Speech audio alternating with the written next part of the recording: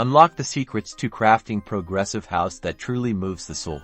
Today, we're diving deep into creating emotional progressive house. Forget generic loops. We're building tracks that resonate on a visceral level. It all starts with a core idea, a feeling. Step 1. The core melody. Think about a strong, memorable melodic phrase for emotional impact.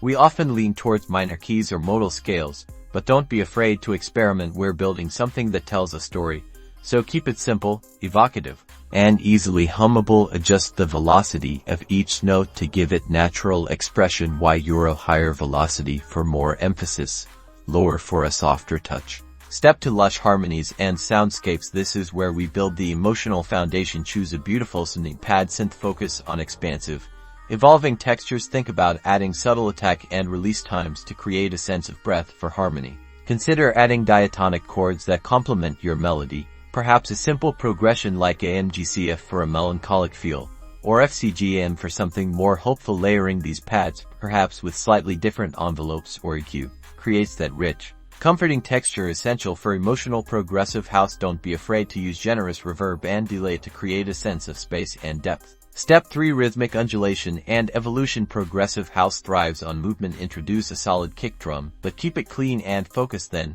layer in subtle percussive elements that add groove without overpowering the emotion. Think shakers that breathe, or a filtered conga loop that evolves over time. An arpeggiator can be a fantastic tool here. Program a simple, repeating pattern with your chosen evocative synth sound. Apply a low-pass filter to it, and then automate that filter to slowly open up throughout the track, gradually revealing more of the arpeggio's character and adding a sense of building momentum and anticipation.